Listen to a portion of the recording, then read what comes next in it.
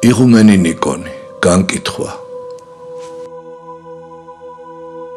თქვენი ურთიერთობა ელენა ეფიმოვასთან, მონაზონ სერაფიმასთან ვერ შეძლებს გაუცხოება ჩამოაგდოს ჩემსა და თქვენ შორის.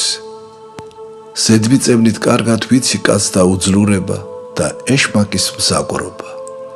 ადამიანებს გონიათ, რომ ძალიან კარგები არიან და თუ რაიმე უარყოფითი თვისება ან საქციელი შენიშნეს საკუთარ თავს, ცდილობენ ეს დაუმალონ მათ, ვისაც თვითონ პატივს სცემენ. მაგრამ მე ფიქრობ, რომ ყველანი უარგისები ვართ. ზოგი ცოტათი უკეთესია, ზოგი კიდევ უარესი. მაგრამ ეს განსხვავებები მეტისმეტად უმნიშვნელოა იმასთან შედარებით, რაც წესით უნდა ვიყოთ.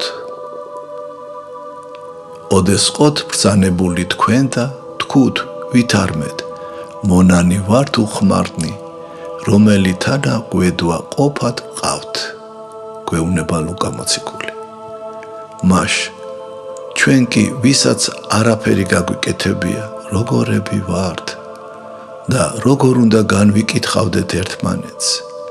ცხადია, სერაფიმმა არ არის მართალი, მეტიც მრავალგზის არ არის მართალი, როცა თქვენი ავადმყოფობის შემყურებ არ შეგიბრალათ, არ შეიკავა თავი თქვენი სიმშვიდის შესანარჩუნებლად, რომელიც აუცილებელია თქვენი ჯანმრთელობისთვის.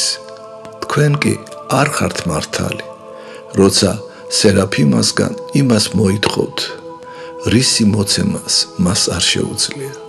მე მგონი, ადამიანებს ისე უნდა მოვექცეთ, როგორც ექიმი ავადმყოფებს. ყველა ჩვენგანი ყოველგვარი სენითაა დაავადებული. ოღონ ერთში ერთი სენი ჩანს უფრო ნათლად, მეორეში მეორე.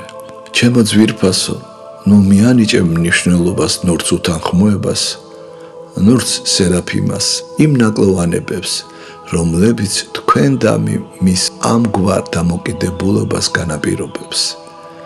რა უნდა ქნა, როცა განკითხვისა და არაკეთილ განწყობის გრძნობა მოვა? ჰკითხეთ საკუთარ თავს. მე კი როგორ ვიქნები ღვთის წინაშე? ამას გარდა განამეუნაკლო ვარ და სუფთა ლოცვით განდევნეთ და ებრძოლეთ არაკეთილ განწყობას. ხომ აშკარაა, რომ ეს ბოროტი მიკრობების ნამოქმედარია. ყველაფერი რაც ღვთისგანა, მშვიდობას, სიყვარულს, სულგრძელებას იძლევა, ხოლო საწინააღმდეგო მხრიდან მტრობას, არაკეთილ განწყობას და სხვა ამგვარებს ხედავთ. გულწრფელად მებრალებით, რომ მიუხედავად თქვენი გამოცდილებისა, ვერ ამჩნევთ მტრის მახეებს და მათში ხლართებით. განა ელენას პიროვნება მხოლოდ ამაში მდგომარეობს. იოგებთან ერთი ასეთი შემთხვევა მახსოვს. გურუ თავის მოწაფეებთან ერთად გზად მიდიოდა. უცებ მკვდარი ძაღლი დაინახეს. მოწაფეებმა სიზღით პირი იბრუნეს. გურუმ კითხვა, შეხედეთ რა მშვენიერი კბილები აქვსო. ჩვენ მოგვეცა ბცნება, რომ მოყვასში მხოლოდ კარგი დავინახოთ. მაშინ ყველანი უკეთ ვიქნებით. შეეცადეთ კარგი დაინახოთ ელენაში. დააფიქსიროთ და დააფასოთ ეს. ცუც კი თვალი აარიდოთ.